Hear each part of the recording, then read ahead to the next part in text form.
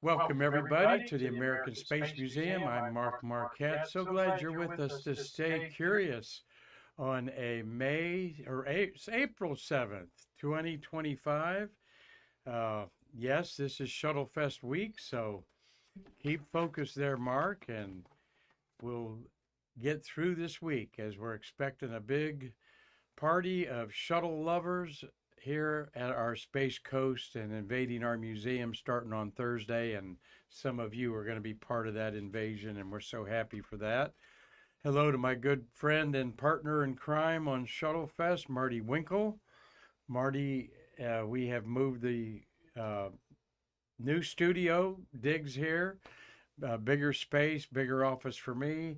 And Marty and I went on late because of me trying to fine tune a few things that I didn't have time to do before the show. And Marty's taking care of our Streamlabs situation there. Let's make sure everybody can hear you on that microphone bought by the UCAC family in Lancaster, Pennsylvania. Hello, Marty. Hello, Mark. I'm ready to go. Good. We're getting pretty busy here. Gratefully so.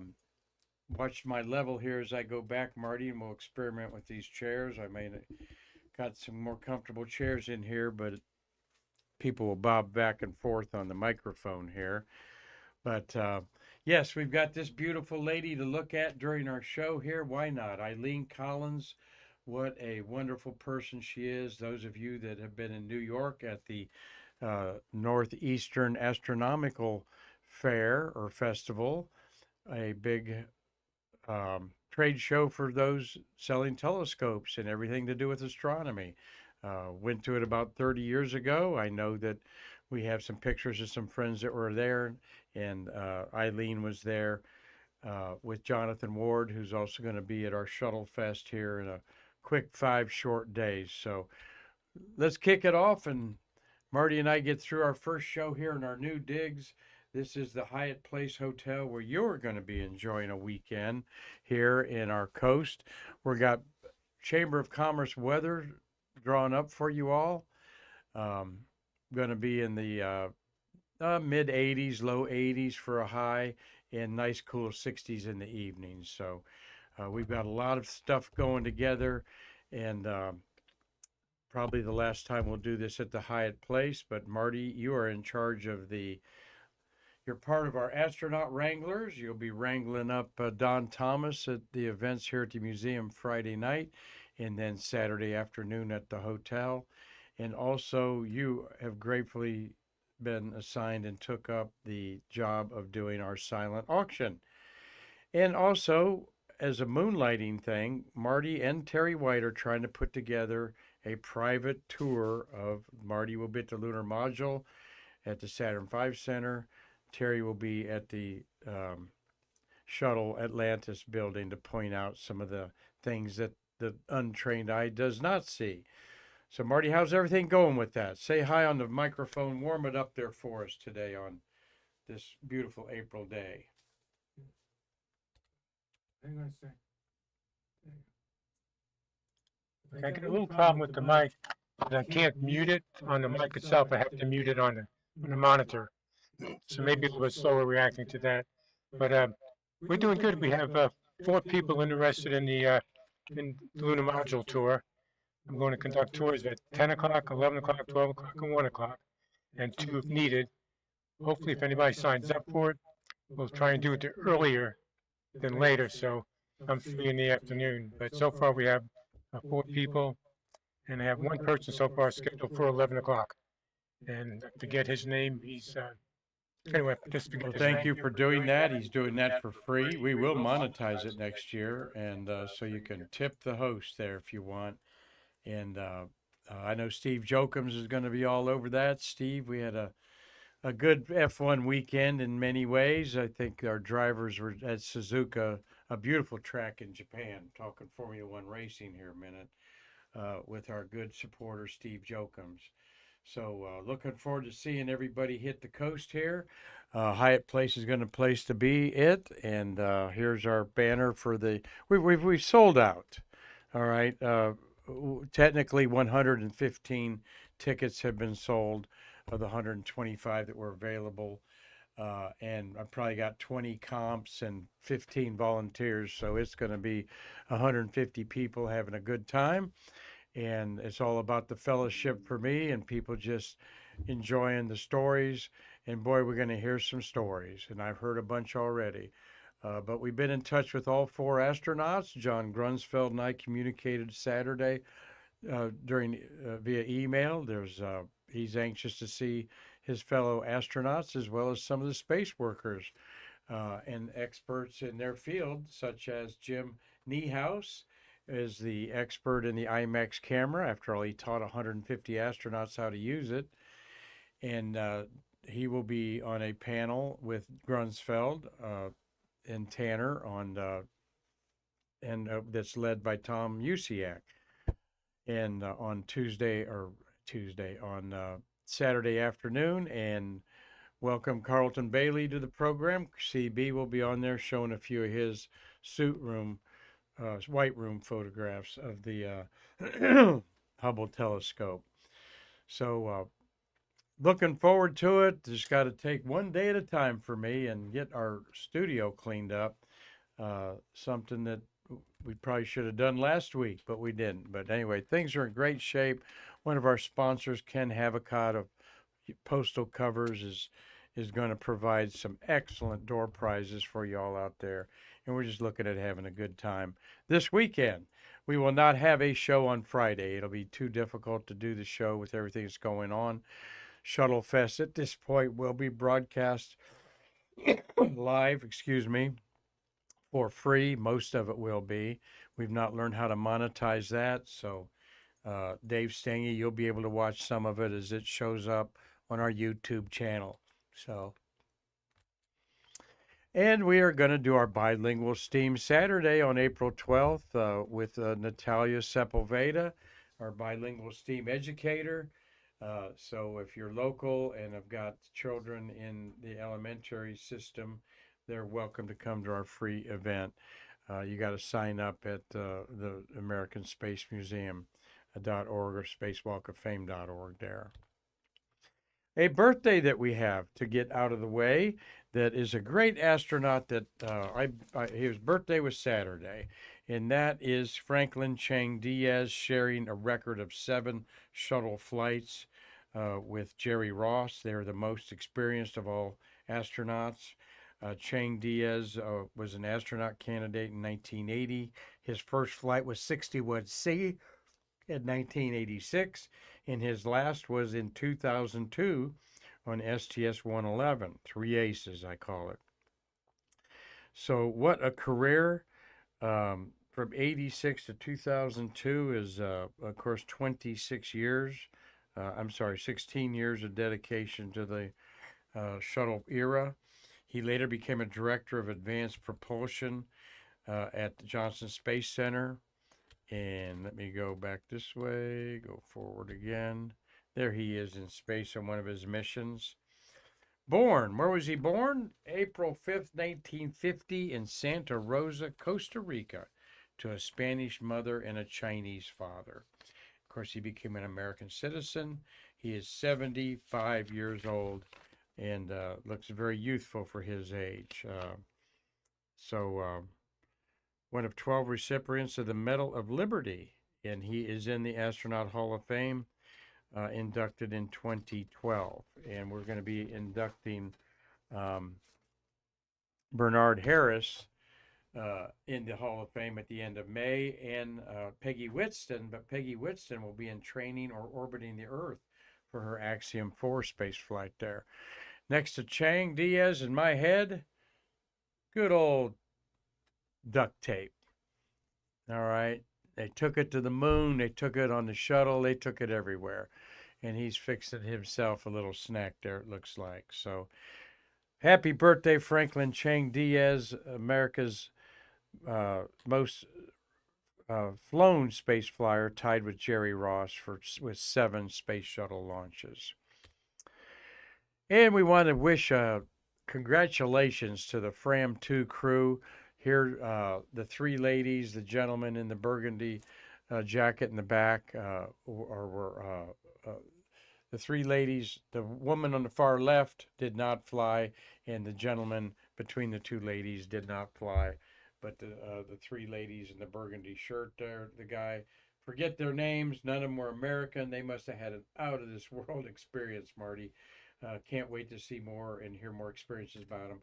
This was at a dinner where the whole crew and their support team came to Zarella's um, about 3 months ago. And John Zarella texted me and said, "Hey, show up and you're going to have dinner with these folks." And Ken Kramer and Gene Wright were there and Carlton Bailey. And so I really didn't get to talk to them because they talked to him the whole time. So, but did have a little chat with a few of them one on one. But it was amazing to have dinner with them. And bingo, they're up in space, and you see them in space. I really enjoyed their videos, and this shows you how not easy, but how amazing SpaceX is making access to space look. They only had 8 months training, I understand, and here they spent 4 days in space. So, and mostly uniquely orbiting pole to pole. So a lot of good data is going to come out of that, and I'll be researching that a little bit with you there. So there's Eileen's picture there. That is our way of bragging about our friend Chris Calley, renowned space artist that created this new work of art. The whole thing is, let's see, where is, oh, I took the image off. There, we go forward there. Uh, I thought I put up the picture of the image, but I didn't. So anyway, Fram 2, we can't wait to hear more about you. They were awesome. That's this lady, that lady, and the gentleman in the brown shirt there. All can now say they spent 4 days in space. Our shuttles of the month of April fill up that screen, don't they, Marty? And this is an amazing month for shuttles, and we're going to be talking about a lot of them. Of course, in the center there, you see STS-1 that started it all, April 12th. 1981. That's why we do ShuttleFest around that April 12th date. 16 launches, 95 astronauts went to space. I believe 6 of those astronauts were repeats, so 91 individual humans. 11 women, a big month for women orbiting the Earth, and 120 days, 21 days in space, all these shuttles spent up there. Oddly, of Challenger's 10 flights, 3 of them were in the month of April, including its maiden flight there, STS-6. Then we had 102, orbiter OV-102 Columbia was 4 flights, Discovery was 5, Atlantis 2, and Endeavour 2 flights of the 16 launches in the month of April. And we're going to feature STS-41C up here in 1984, or launched on the 6th, landing on the 13th of April, which was a Friday the 13th. So I'm setting you up there for something here we'll go back to in a minute. And we're going to look, because of this ShuttleFest week, I'm going to look at some of the concepts of the shuttles over the years. These are always interesting to come out of a pile of pictures. You see these concepts. They were real ideas at the time of how we were going to pull this off. And just look at one of the headlines that kicked it all off in the 50th anniversary was 4 years ago of when the shuttle era dawned. So this 2025 is 2021, 1971 or 72. That's right, 72 is when the shuttle era was kicked off. So we'll talk about that. As I look at some of these beautiful missions, some of my favorite patches are involved in here, like the Hubble Deploy STS-71, STS-100 on the far left bottom. If you don't notice that, that's the outline of a space helmet with the shuttle reflecting in it, in the Earth. We've got our friend Charlie Walker on 51D, okay. Discovery's maiden flight in 85. We'll be having dinner with Charlie Walker here pretty soon. I think he's coming to town, right, Marty? And STS-90 was a Neuro lab, one of the most important space flights about the brain and the neurosystem. Kay Hire was on that flight with 6 other men. Up at the top there, you've got the first of the repeat missions of in 1997. That Don Thomas, who you're going to talk to about that mission, 83, then became 89 4 months later. Uh, and as it came down after 3 days, and then they reorbited the whole crew and everything. They didn't change the patch, they just changed the color. They didn't even take another crew photo for that one. So, and these, the one behind me there, I love STS-41B, again in 1985 because of the Pegasus. The horse is right there in the background constellation there. So. Before we get into the shuttles of the month, want to give a shout out to Chris Calley, all the support he gives the American Space Museum. We revealed this new montage by Chris of honoring Eileen Collins with photos of the launch of STS-114 taken by Mark Usiak. Got a lot of little art things down here on the bottom that Chris Calley's put in there about Eileen's life, and a Hubble image behind it there, just for good measure. Chris talked about this image on our program Friday, so revisit that on YouTube and hear what he had to say about it. And there is the master on the right with Jonathan Ward on the left. This was at the Astronaut Scholarship Foundation dinner, I think, and Chris's homage to his montage to Artemis 1. And a lot of interesting things in there, including the moon, a moon boot, footprint of Neil Armstrong's. There you got the Mercury 7. And I mentioned an event over the weekend called the Northeast Astronomical Forum, NEAF. It's going on for about 35 years. Big trade show for the astronomical community. Chris wasn't at it, but Jonathan was. And there's that piece of art. Let's go forward to see another up there. So that's Chris's montages there. You get the idea. He's just unbelievable at simplicity and yet making something complex look simple. There is Eileen and Jonathan. Photos taken by Mark Usiak. Thank you, Mike. This is the presentation they did before the showing of her movie Space Woman, a documentary about her life, Space Woman, by Haviland Pictures, Keith Haviland. There's Jonathan talking. Jonathan will be here with Eileen in the museum Friday, along with John Grunsfeld, Joe Tanner.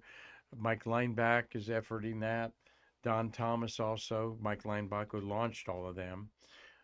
And just warms my heart that we can have these astronauts come in here and see our humble museum, Marty. Can't wait. And there's Eileen. She loves talking to you. You're going to enjoy some one-on-one time with Eileen as she gives every guest a lot of personal attention. She's just an amazing woman. There is Mark on the left, his big brother Tommy on the right, and handsome Nick Nolte there in the middle. Not the actor, but Nick Nolte is Steve Nolte. Not Nick, but that's Steve. And the background there is the trade show going on of NEAF. So I'll be calling them up to see what they thought about it. Looked like a lot of vendors there. Of course, this thing was fueled by the door admission coming in there. So thank you guys for your pictures, and we can't wait to see you to bridge the space between us, right, Marty? Exactly. And all three of them are coming here, and they've all been on the show, and we share their artwork freely and happily.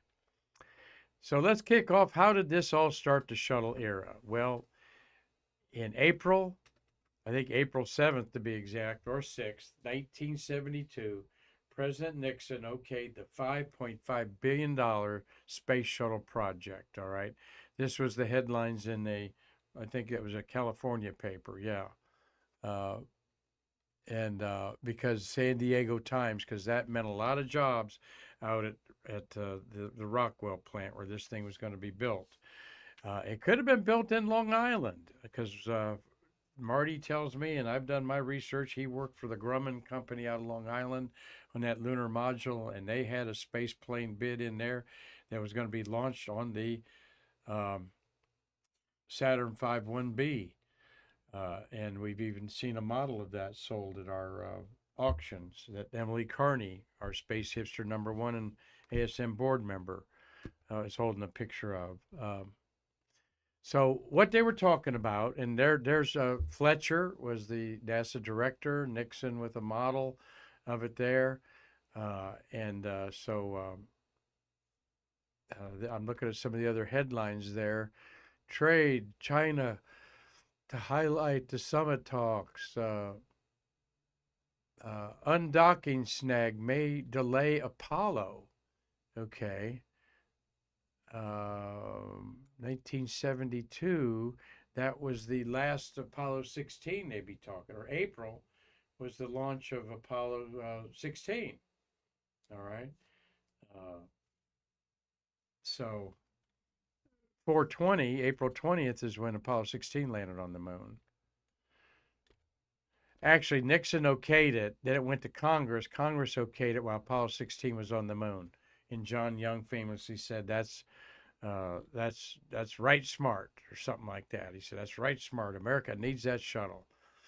Here are some concepts of the shuttle 55 years ago. All right. One of the concepts, of course, a reusable space plane, how that was going to be configured. They had done tests in the ASSET program, ASSET, where they had taken small lifting bodies and put them on a rocket and seen how they performed suborbital.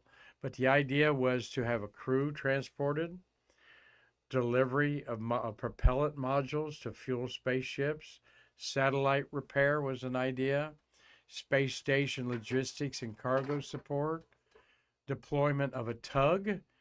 A tug for what? A tug to take another spacecraft to a different orbit. All right, use that spacecraft in low Earth orbit and then tug it up to geosynchronous orbit for the rest of its life. And planetary probes, launching them from the payload bay. All right, so of all these things that were proposed 50 some years ago, look what has come true. All right, we have put crews up there. We did not deliver propellants to modules to fuel. It was actually going to be like a fueling depot up there where satellites could be remotely controlled to dock with it at the proper place and fill up. Satellite repair has been done, and we'll talk about that, the first one ever with 41C in 1984. Space station logistics and cargo support. Well, duh, we wouldn't have built the space station without it, the shuttle, and it's 35 flights to do so. Deployment of a tug. We have not deployed a tug to be repositioned on a spacecraft. We have put tugs, aka what am I thinking of? On our planetary missions, and a second stage boost in there. PAM. PAMS was an acronym for one of them, Payload Assist Module, they were called. And then the planetary probe launching, yes, we absolutely did Magellan, Galileo, and Magellan, Galileo, and one other one, I think, Marty, in there. So these were the concepts. They don't look like we deployed them. The little fins up on the edge of the wings never happened. Also, one of the concepts during the Nixon administration was to have a gigantic ferry shuttle that was literally going to shuttle the orbiter up to space and come back and land down. All right. Look at the size of this thing when you see the people under it behind that good Ford truck, it looks like behind there. So the idea was to have 2 reusable spacecraft, everything reusable. And we could do this like a international airport and launch them every week if we want. Another concept of the dual space plane was have the bigger payload, the bigger spacecraft deploy the smaller one. Sometimes the bigger one might be able to go up to orbit or suborbital or go one orbit and land.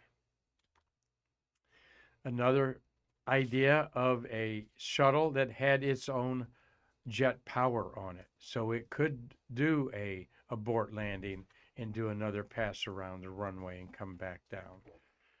And this was a big concept and thought of that we can't have a glider. We've got to have engines that can help assist it. But it weighs 20 tons, okay? So it's some powerful engines.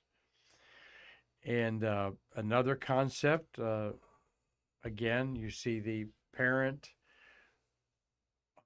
orbiter or suborbiter releasing what this is truly more of the U.S. Air Force dinosaur concept of a space age jet fighter, all right, that had one or two people in the cockpit. Again, too expensive. This was the problem, and they really wanted to have a ferry type of spacecraft that takes the orbiter up to space and get two bangs for their buck out of it. But just it was too expensive to do that. And the technology in the 1970s of trying to figure out how to do that was quite challenging.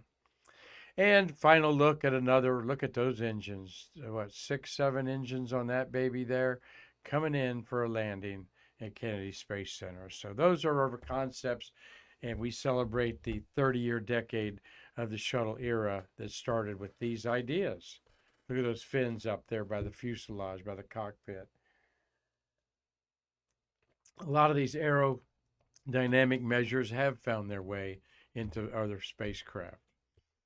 All right, the shuttles of the month of April.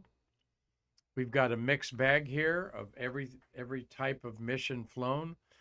As I often like saying, the Space Shuttle 30 years are divided into 3 distinct eras, not 10 years apart, though. The first era goes up to 1986 and the destruction of Challenger at its launch on January 28th. That signaled an end to the shuttle being considered a reliable source for all of the space satellites that were lining up. During the shuttle era, they were being so arrogant. NASA was to say, forget your single stick rockets, okay?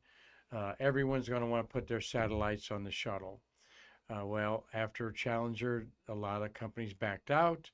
And then the statistics came to bore that the statistics for a shuttle type vehicle, they thought about 1 in 50 they would lose or have a catastrophic event, 1 of every 50 that might create a loss of life, but certainly threaten the vehicles. And true to form, that's about what the dice rolled for us in the shuttle era. But so that first era is it's going to be the space truck. It's going to be repairing satellites in orbit. It's going to be deploying satellites left and right. We're going to do 2 or 3 missions, at least 3 a month. And that never came to fruition. The most we've ever launched is 9 in 1 year. Okay. Then the middle era of the shuttle, that we've got plenty to show here, like the Nero Lab, the STS-55, the D2 German lab. These were science done on board the shuttle that has later transitioned to the space station. But to first learn how to create the equipment to maximize experiments in space, it was all done in the payload bay. And then the final part of the shuttle era, of course, is construction of the International Space Station, started 24 years ago, continuously occupied last November for 24 years. So if you know someone in your family who's 24 years old, they have never taken a breath on Earth that we were not breathing, a human or an American breathing in outer space. And I think that's so cool to think about. STS-41C, okay, originally STS-13, okay, and to even model the facts, it was the 11th one launched. But the STS-41C patch, first the 41C. 4 means fiscal year 1984. Now, as you know, or maybe you don't know, fiscal years in the government don't go January to January. They go October to October. because October is when Congress comes back to session, I guess. So 4 means 1984 budget money appropriated. The 1 means it was launched from Kennedy Space Center. If we had launched any human shuttle crews from Vandenberg and Slick 6, Shuttle Launch Complex 6, then we would have had a 2 instead of a 1 there.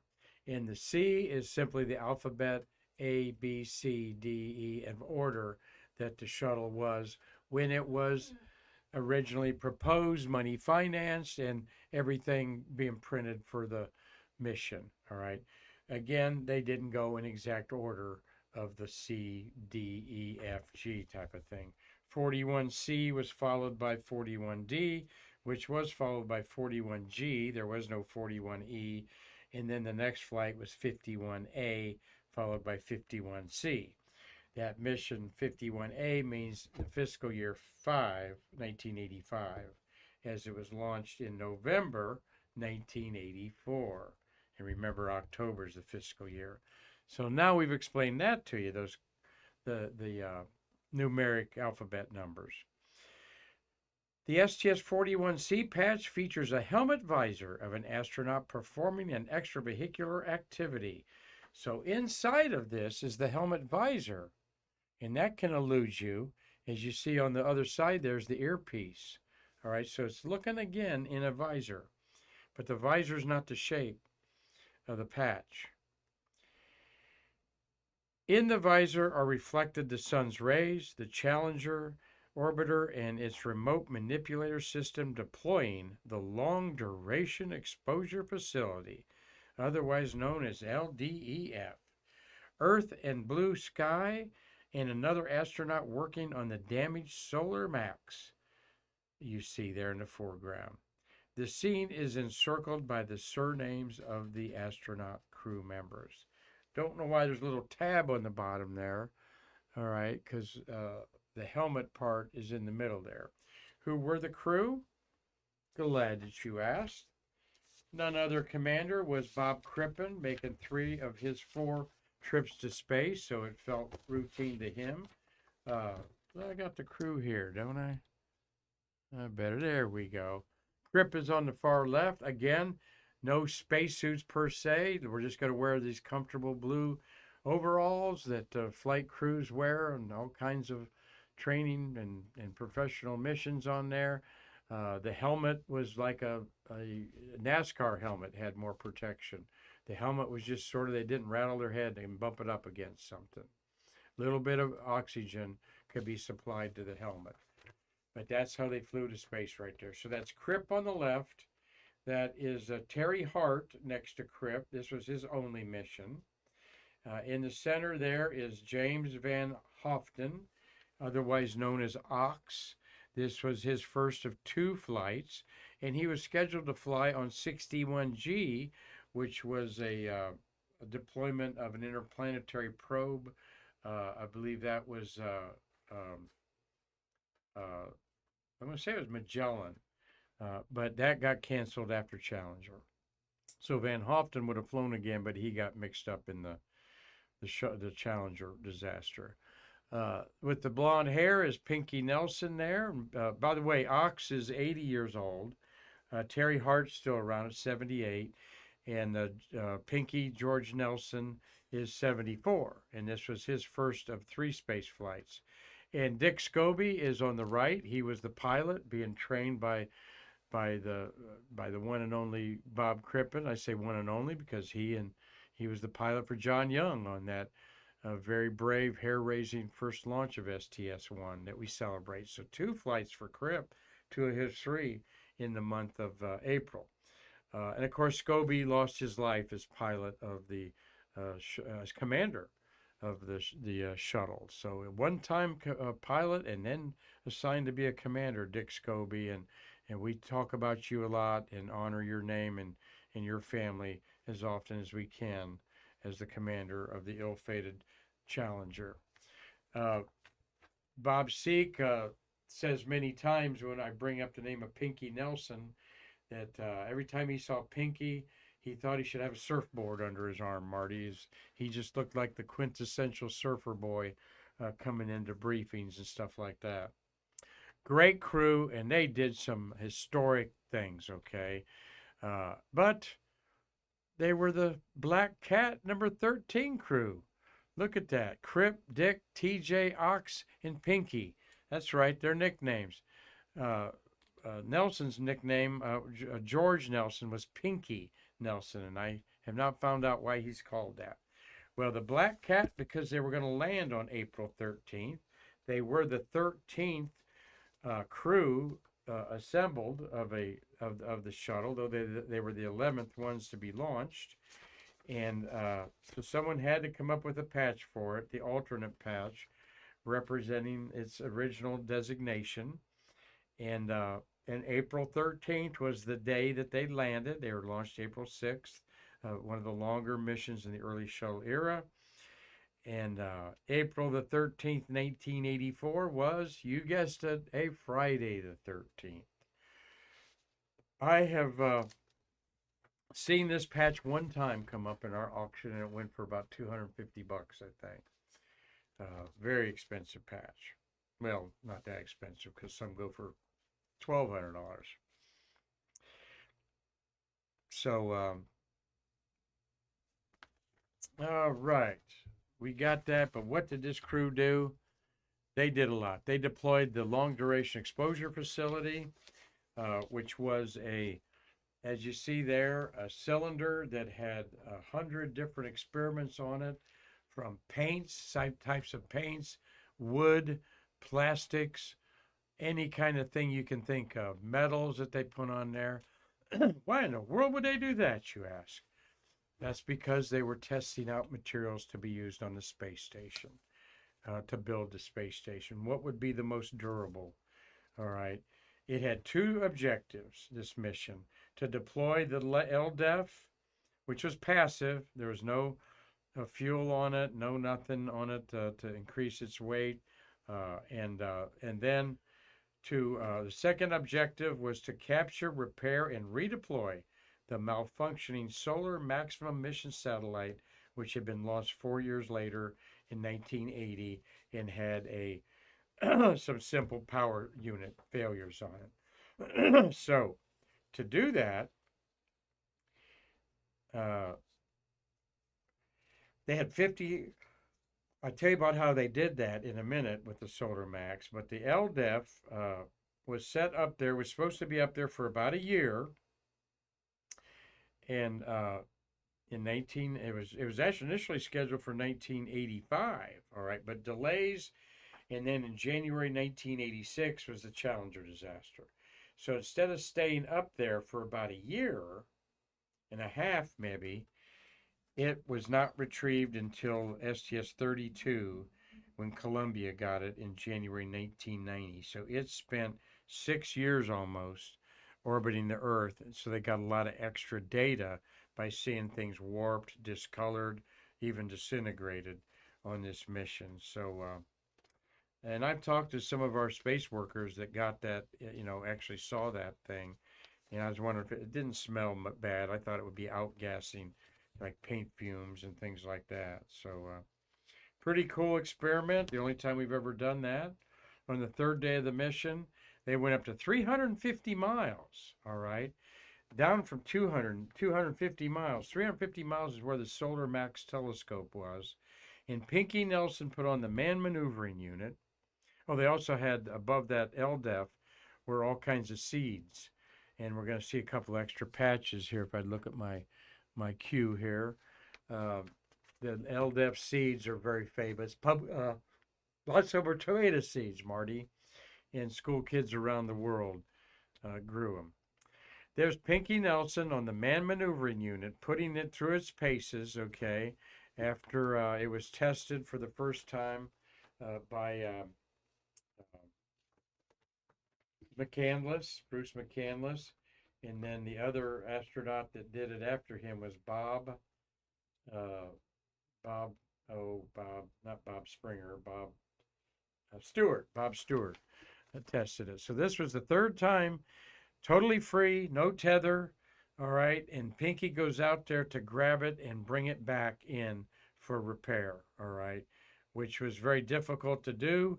Uh, he had a special tool called the trunnion pin acquisition device, uh, uh, but 3 attempts to clamp it down and it failed, and it started tumbling on a bunch of his axes.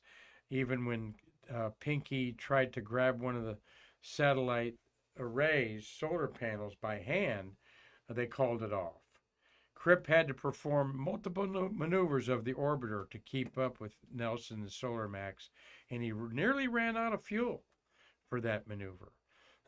So they stabilized it from Greenbelt, Maryland at Goddard. It was operating this, and it went into a slow, regular spin. So Crippen maneuvered Challenger back to the Solar Max. Hart was able to grab it with the remote manipulating arm, which was a big deal. And they placed it in the cradle. Nelson and Van Hoften then went out and began the repair operation. There they are, fixing a satellite in orbit. This had never been done before. They replaced the satellite's altitude control mechanism and the main electronic system of the coronagraph experiment. Corona means atmosphere of the sun. And it took 2 separate spacewalks, and it was deployed back in orbit the next day. After a 30-day checkout by Goddard, the Space Center, the satellite resumed full operations. Okay, and so that was a huge, huge, huge deal. Solar Maximum Repair Mission had its own patch. There it was, STS-17, Goddard Space Flight Center. They had this patch made before the launch and the designations of the numeric alphabet system that the government general accounting office depended on there. So I think that's a very cool patch. I've never seen that patch. All right. And let's see, to continue with that, to show you what the Solar Max experiment looked like. This was some of the goods they got. Looking at the corona, all right, the atmosphere of the sun is 1,000,000 degrees hot, though the surface is only 6,000 degrees hot. How can that happen? Well, we still don't know, even after all these years of Solar Max bringing us back things. But we do know that the Earth, that the sun, I mean, goes through a sun cycle of maximum sunspots and no sunspots. It's a 11-year cycle, and it's about a 7-year, about 6 years between no sunspots and maximum sunspots. And this is what we're experiencing right now, is solar maximum. Okay, the peak activity on the sun is covered with sunspots. But 6 years ago and 6 years from now, there'll be hardly any sunspots on the sun. Why? We don't know. But the sun is a star, just like the couple hundred you can see in your night sky every night from your backyard, and the thousands and millions and billions that are out there in our Milky Way galaxy, and then the trillions upon trillions in the entire solar system. So a couple other things 41C did was they found that honeybees can successfully make honeycomb cells in a microgravity experiment. That could be cool. In fact, one of astronauts' favorite foods in space is honey. In fact, they put honey on with the peanut butter for instant energy up in space all the time, I'm told. Also, they filmed the IMAX movie. Some of it appeared in the 1985 IMAX film The Dream is Alive. We're talking about our shuttle crew here at 41C, where you're going to be hearing everything about Dream is Alive from Jim Nyhouse, the IMAX cinematographer that taught these astronauts how to use that IMAX camera. Almost 7-day mission, landed at Edwards Air Force Base. It was so successful, so daring, and gave a lot of confidence back until, of course, the 2 years later or a year and a half later when the shuttle Challenger happened. All right. And to end today's shuttle, stay curious, talking about ShuttleFest and all, I think I've got a beautiful little saying to remember by Nicole Stott. Her Stodism of the day: live like a crew, not like messengers. Okay, from her book, Return to Earth Lessons Learned. Not like passengers, I mean. I said messengers. Live like a crew, not like passengers, okay?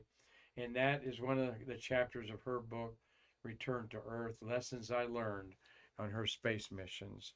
And I was trying to find a picture of her book real quick, Marty, and this was the one I found. All right. So there's Nicole with me and her book. She's a great person. Hope to see you, Nikki, at ShuttleFest.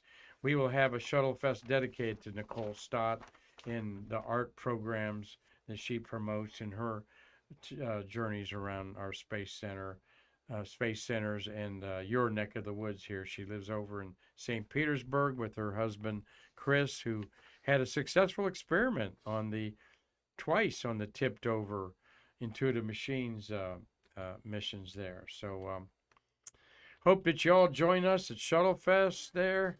Thank you, photo courtesy of Carlton Bailey. You see that she likes me. So hope to see it at Hyatt. Can't wait to see it at Hyatt Place. We're basically sold out. Let's see. Doug Forrest is going to be there. My daughter Jessica's watching. Shall bring her next year. And the grandbabies, honey. We'll get you guys here at one of them. Steve Jokums, of course, is going to be there, and Steve will have a bunch of things in your swag bag. He is the one of our greatest sponsors for ShuttleFest. Bob Mayran, I'm going to see you. Mark Usiak, Tom Celentano. We'll hopefully see you at next year's ShuttleFest. Carlton Bailey will be there on the panel with Tom Usiak. About photographing the Hubble. Mitch Rothman and his Manned Space, big contributors to ShuttleFest, as is Tom Usiak. Elena Adhikaran, thank you for watching today. Julie Clay will experience her first ShuttleFest as a volunteer. Dean Babcock can't wait for Marty to tell him the difference between Inconel, Kapton, and Mylar. And you are going to learn that, Dean, for sure. And Larry Pushkar. Hey, Larry, good to see you up there in cyberspace today. Gary Gerald, I got to thinking, why isn't Gary coming to this? Because this is his busiest time of year, Marty.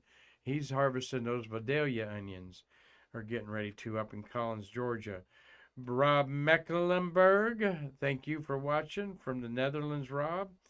Cliff Watson is watching from Pomona, Australia. And Tom Colbert is up in I think Tom is in Ireland, if I'm not wrong. He'll correct me. Marty, thank you for a wonderful kickoff of our new studio. UCX and all of you, you'll love seeing this big space we have here. Bring me treats, okay? Bring me treats. So, Marty, anything else over there in our Streamlabs? How's my volume when I come back like this? No, we had a couple of complaints, so the volume goes way down. Volume does go way down. Okay. Yeah. And All Dave right. Stanky just said hello a few minutes ago. Hey, Dave Stangy. I thought you'd be hopping on a plane. That baby's over a week old, but he's getting his daughter and son-in-laws some free time, I'm sure, there. So thank you all for watching. It is going to be a little bit of a mixed bag on Shuttle on Stay Curious the next 3 days, so bear with me. We'll talk more about the Shuttles of April. We got a guest. I do have a guest on tomorrow. Gary Allgaier is going to be here tomorrow to talk about STS-1 and that's a meeting on my board over there. So Gary Allgaier will be here to give me a break. Thursday will be a love fest with all of you in town.